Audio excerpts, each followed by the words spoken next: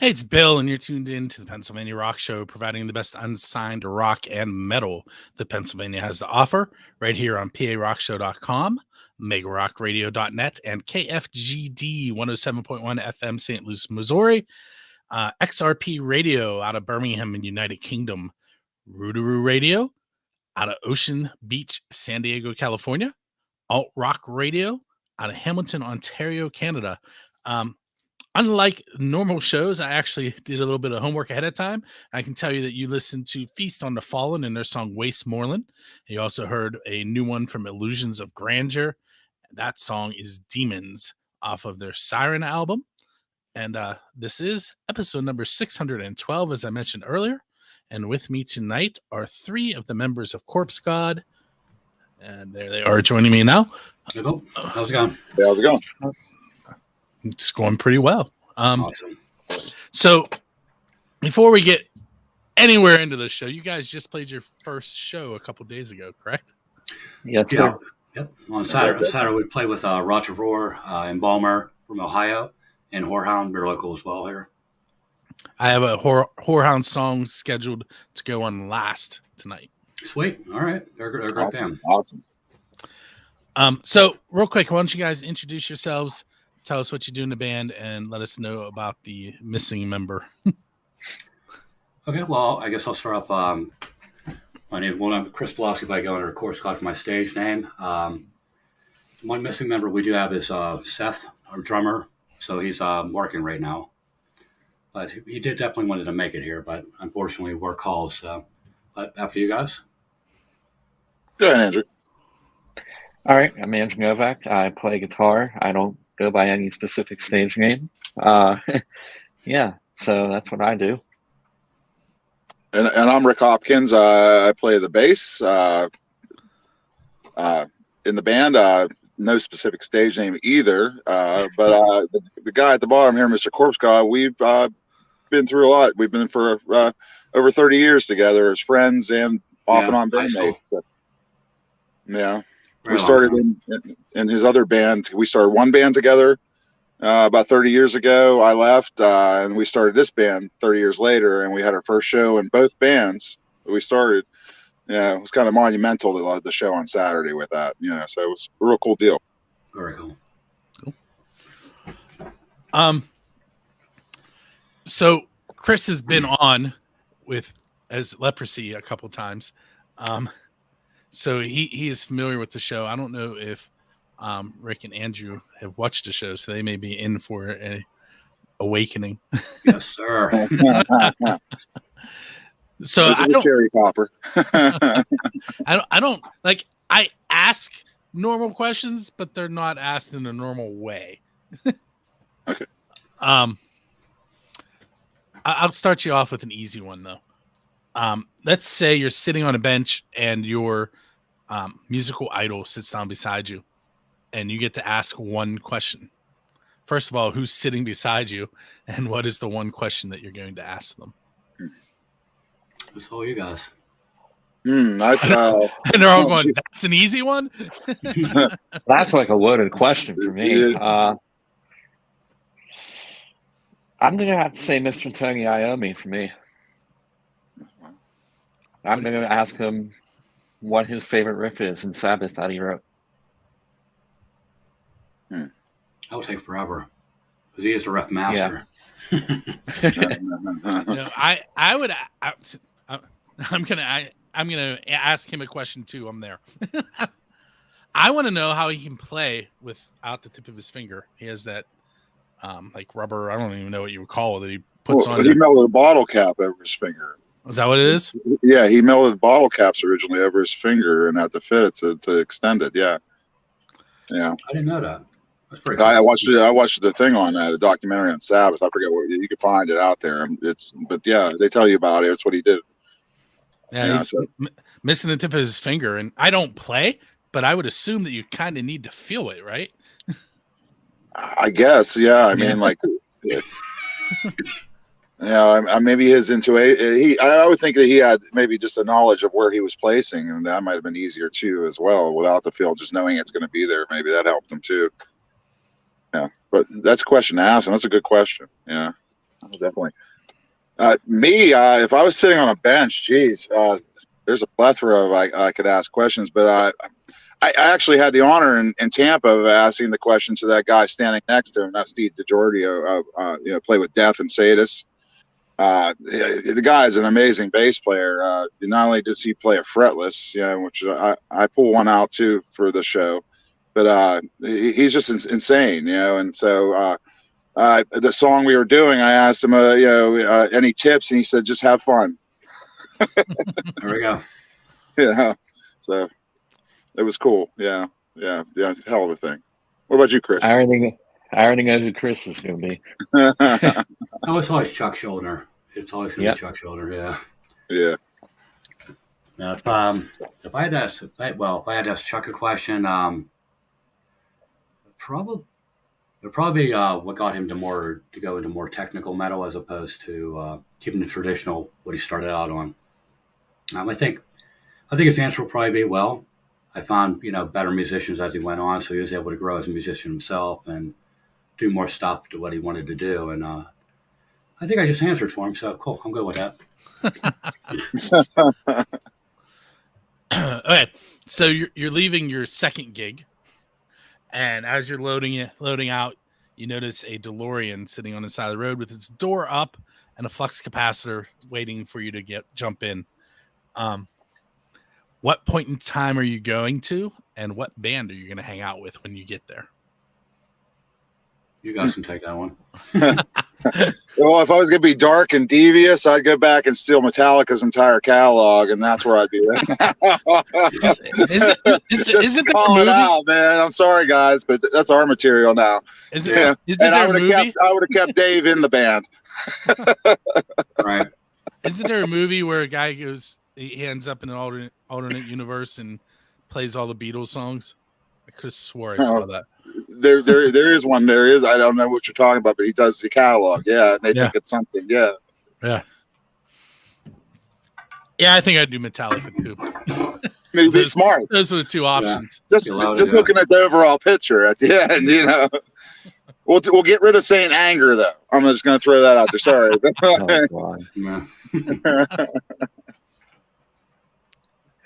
What about you, Andrew? I'd probably go.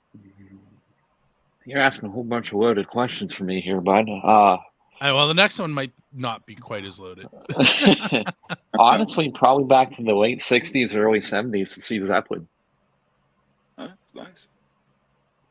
Maybe around whenever Zeppelin 2 come out. All right. That's back when you could play free Stairway to Heaven in the guitar store. Right. All right. Well, for me, let's see. Let me go back. If I had to go back, I probably would have go back to Florida around 1983 and hooked up with Shock and Wreck and all that, and I would be the other Guitars of Death right now. Well, at least up until 2000, Probably it. That's a choice, too. I promised Andrew a not loaded question. All right, Thank so you. well, it's not loaded musically. As a musician, what is the best pizza you've ever had, either on your way to a show, at a show, or after a show? Oh, God. This is even worse.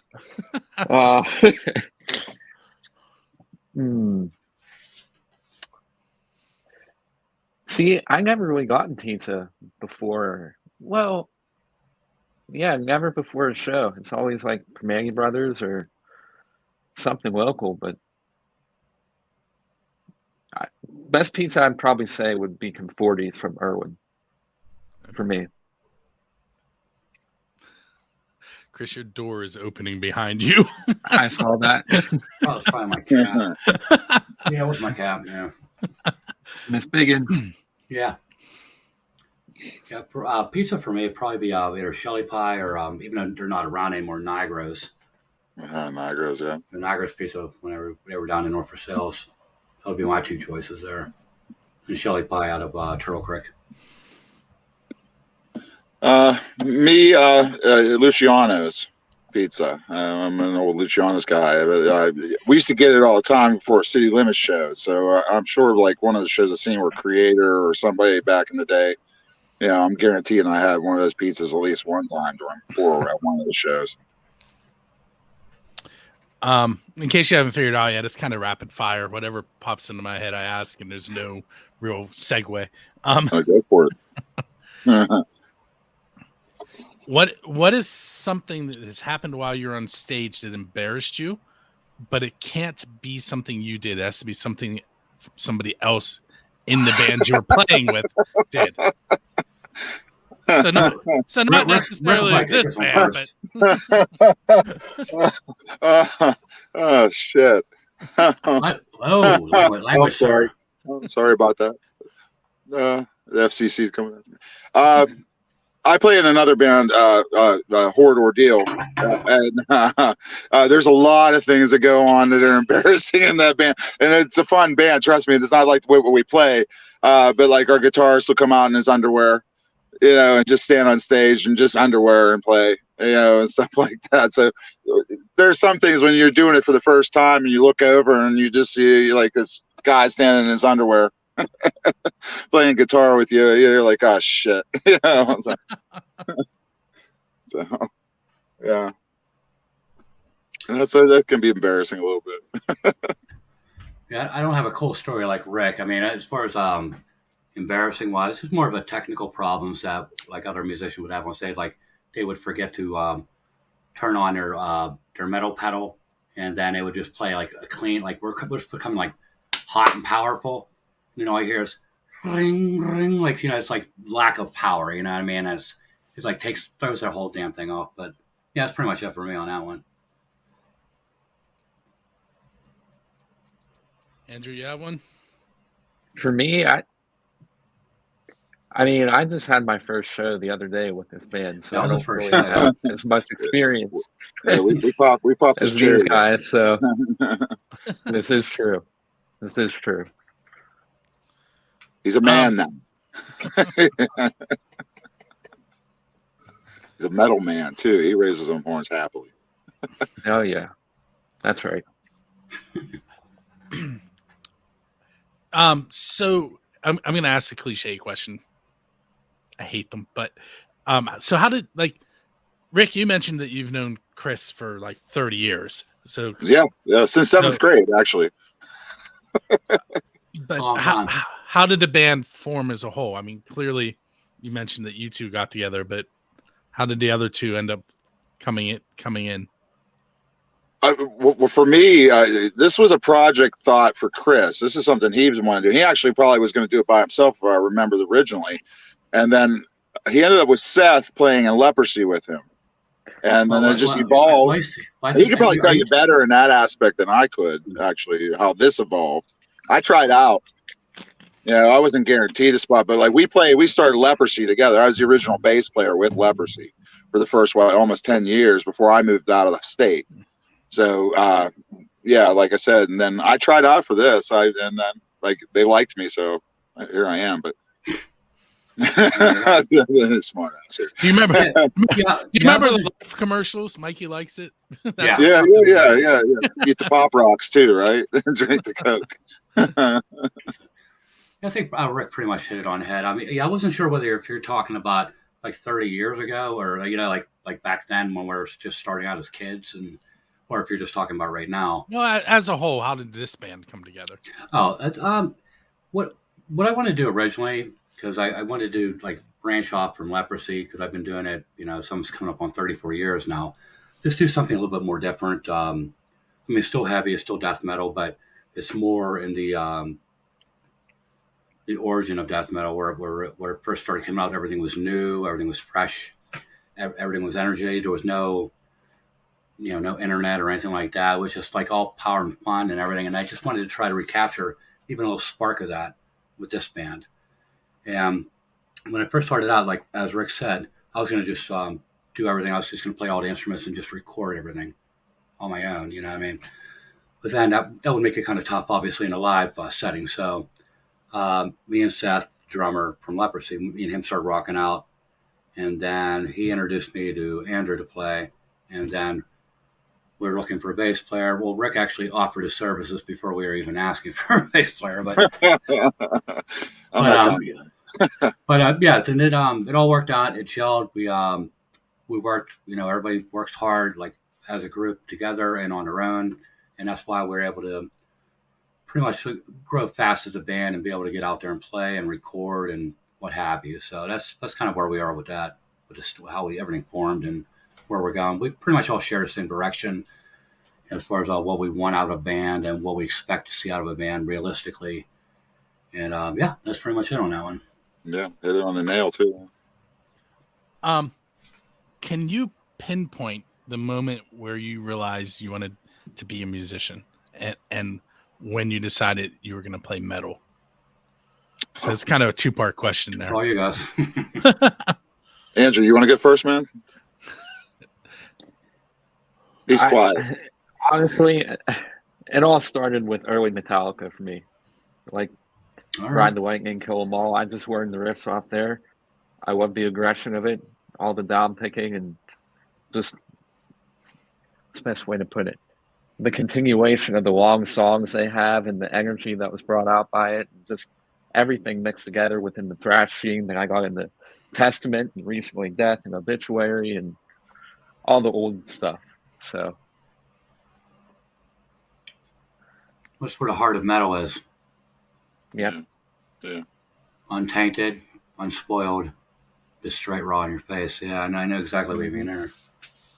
Yeah. For me, with music started, I say with my dad. My dad didn't play instruments, but he had a huge album collection of everything, I can say. And music constantly played in my house. There's not a time. My mom, my dad, and then at school we started getting into it, and then the music teacher introduced me to a standing string bass in the 4th, 5th grade, and I enjoyed that. And then I met this guy here in the about 7th grade, and I didn't even have a bass. I had a harmony guitar with 4 strings that I played, sitting on a wall with him, making songs, trying to become something, and then we did. We haven't stopped. I played with multiple bands compared to Chris, but that was because I left and, just spread out. But he's just kept that band just rolling for years, as you know.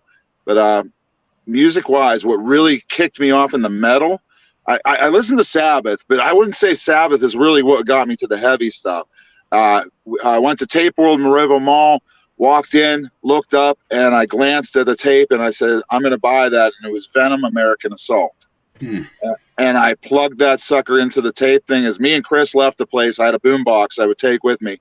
And I walked across the parking lot to walk home from Monroeville to where we live.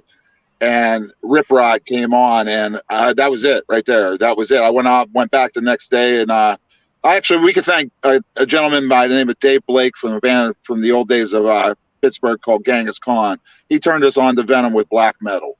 Yeah, he did. Yeah. Too. So but Venom was if you want to talk the heavy stuff, Venom.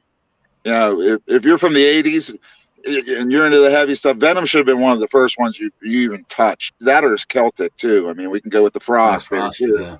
Except for Cold Lake, and then the other one Venom did too, the Cherry Red Moon, whatever that was. Those 2 albums can burn in hell. But the rest of the stuff the guys did, phenomenal work, and that'd be me, definitely.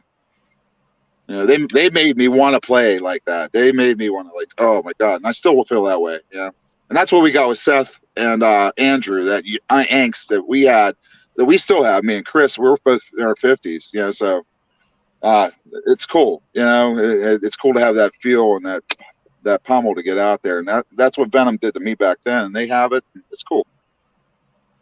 Yeah, so just to piggyback on what Rick says, as far as Seth and Andrew being in a band, me and Rick, we obviously we have to drive and all that, but it's just nice to just have people that are hungry in a band, that want to succeed, that want to put it out there and do the best that they absolutely can.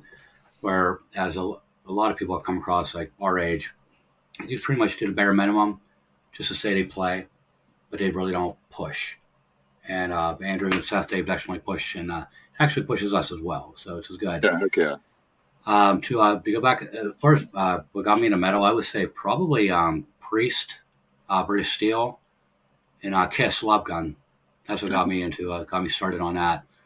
And I remember great album cover on that too. Oh, just to go off the Kiss one. That's actually why I bought it, because me and my father were at a flea market at the one time, and I seen all these painted up guys and all these chicks around them. I picked it up and just said Kiss Love Gun. I'm like, I don't know what it is, but I want to know what it's about. So I got it and I played it, and I still listen to it now. So it still holds water now, even to this day. It's funny, I don't have it now, but it was a record that I owned as a kid, and it was my parents bought it at a flea market and brought it home. Yeah, that's great. I still remember that day. Yeah, it's Killer and then Priest.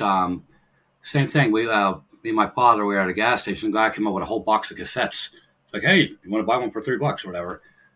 Father said, pick one up. I seen Priest. I'm like, I didn't know what it was again. I was like, I don't even know how old it was, maybe 8, 9, something like that. But I was like, all right.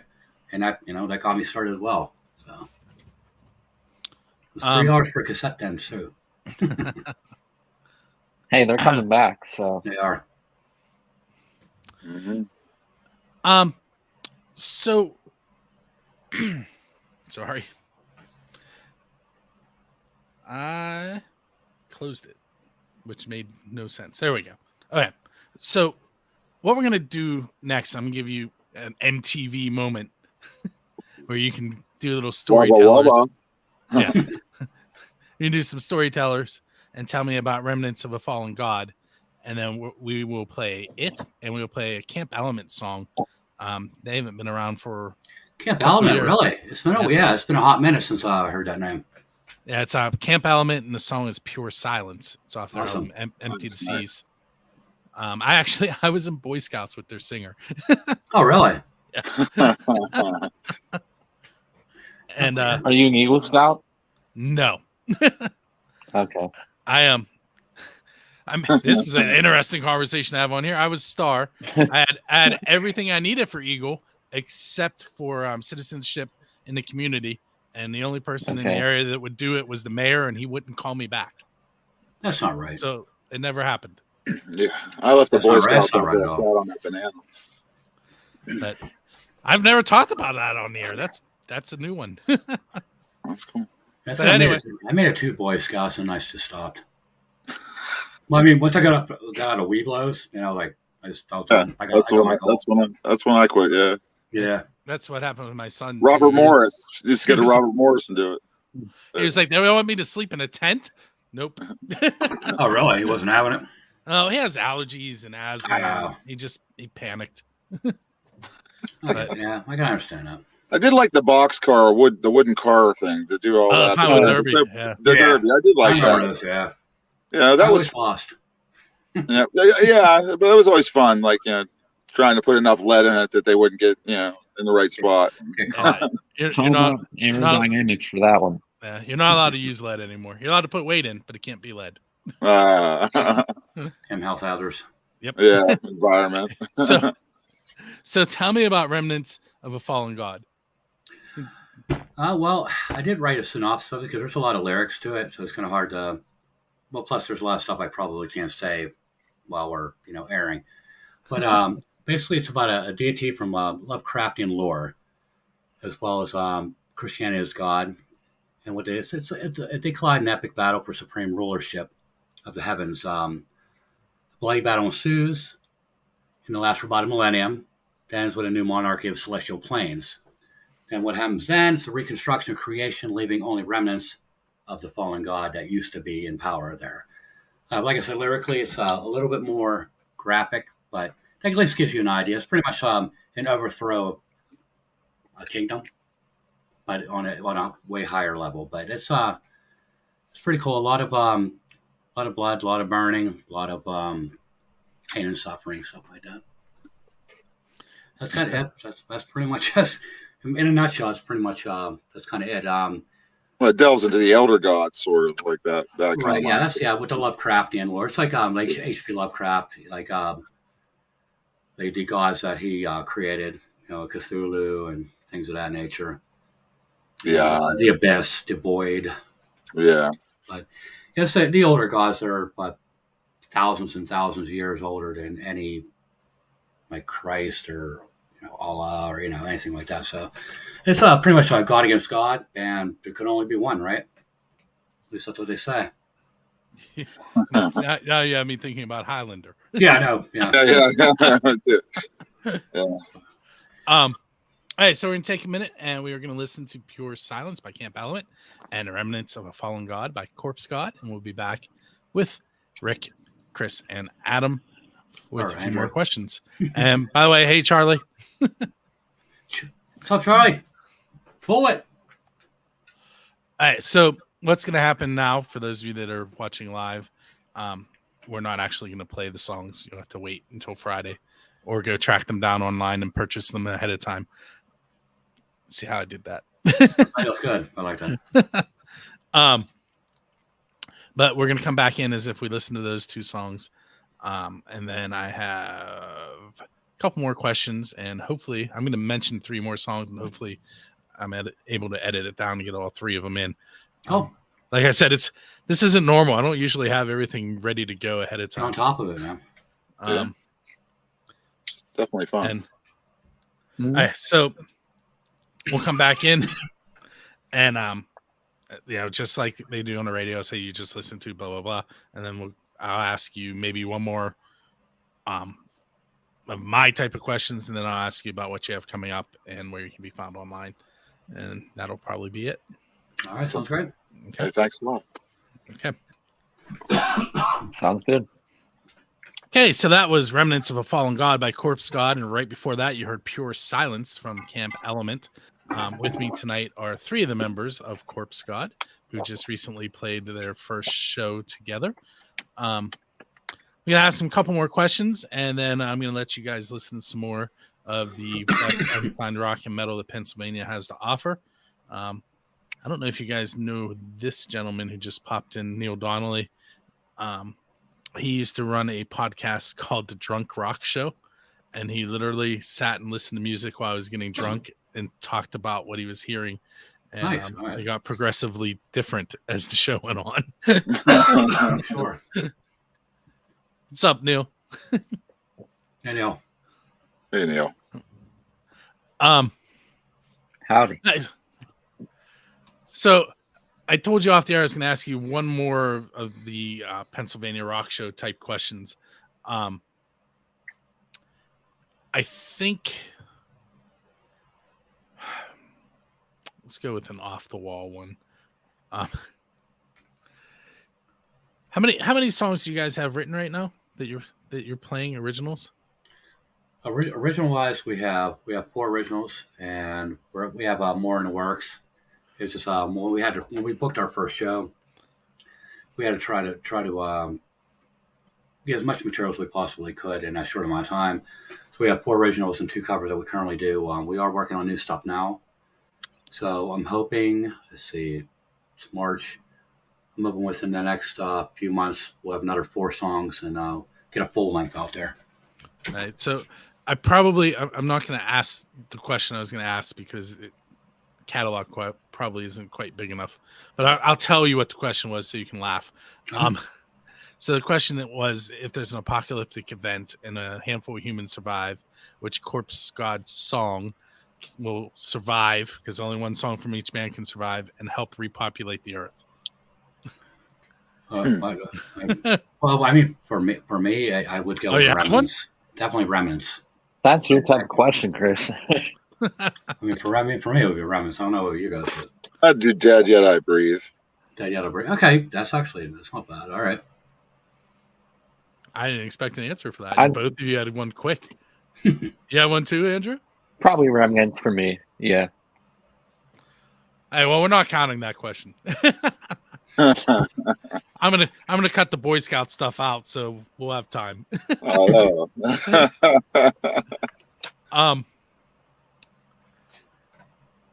What the official Pennsylvania or Build a Scene question. I almost didn't ask it.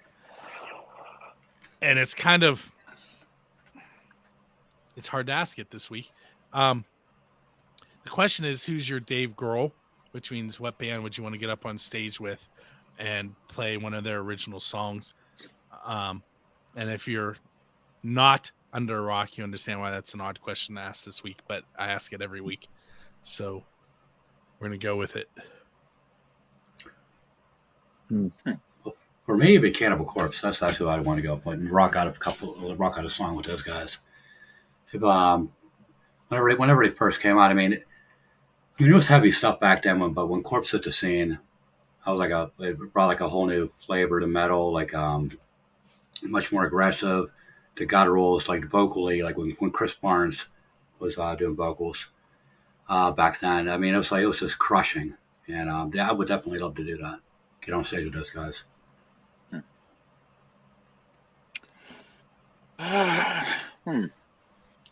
You know, I would like to say Testament. You know, I would definitely would like to get up there with them, and that, like the early stuff too, Legacy album, like Place Them Over the Wall or that. You know, definitely something like that. Good choice, sir. For Just me, because there's a lot of talent on that stage too. You know, what I mean, so it just be fun. Well, it's just all talent on that stage. Yeah. Andrew's deep in What Andrew's thinking now. yeah, that's right. Oh man. I'd probably pick Lamb of God from their Ashes of the Wake era. Nice. Probably, Okay.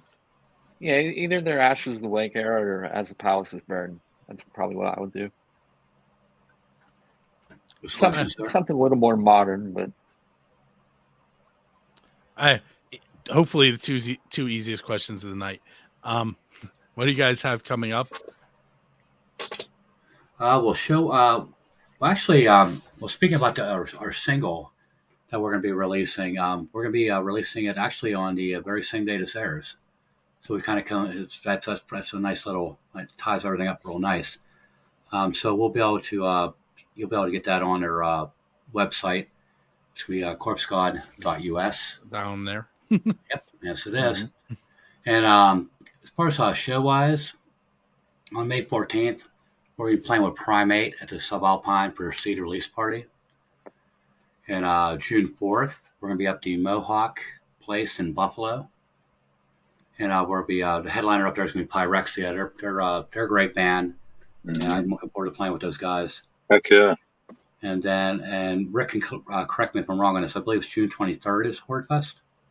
Hordfest is June 18th. June 18th. Yeah, June 18th. Yeah, I may think of that. Yeah, so that's going to be at least that's the next upcoming one. So I mean, there's going to be more down the line, but those are the most recent ones that'll be coming up. And I believe that's it.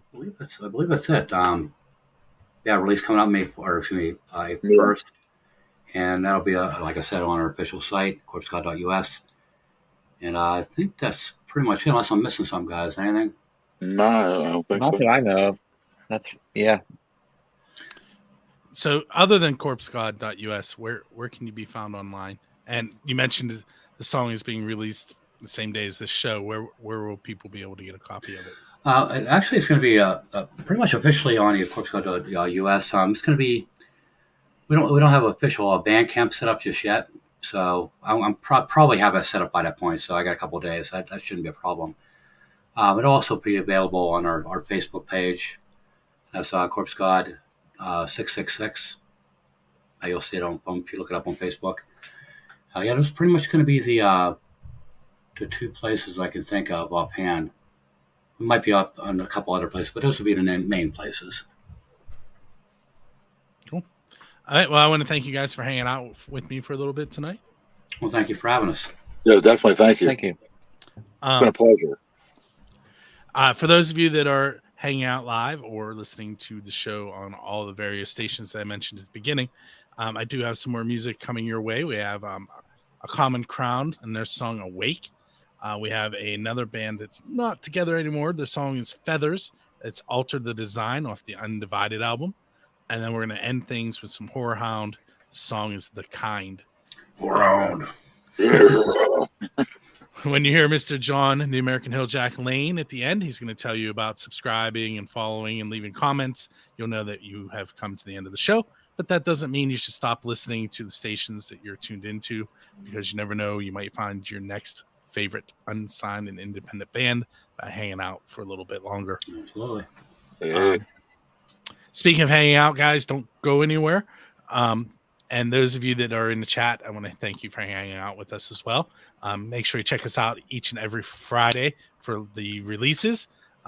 The live interviews like this one are usually done on Monday or Wednesday at 9 p.m. We also have 2 other shows that we do through Build a Scene. Friendly Fire, which is done in conjunction with John Ali Machika from First Angel Media, and Cat, or Admin Lady Cat, and Tiz from XRP Radio, which is xrp.co.uk. We do a live show where we battle songs from the Build a Scene playlist against the XRP playlist. Nice. And that one has a floating date. You just have to pay attention to Build a Scene to see when it's coming up. We just did the March show on the 26th. April is going to be on the 23rd, and I have no idea when May will be. Because we have to follow my schedule, and it's terrible. But anyway, we also have 3 questions and a song, which is released on the 1st and 15th of each month. That is any band, any genre from anywhere. It's supposed to be 3 questions and a song. It's usually more like 20 questions in a song because I like to talk. With that said, this has been episode number 612 of the Pennsylvania Rock Show. We'll catch you next time. Thanks, Phil. Hey, thank you. Thank you.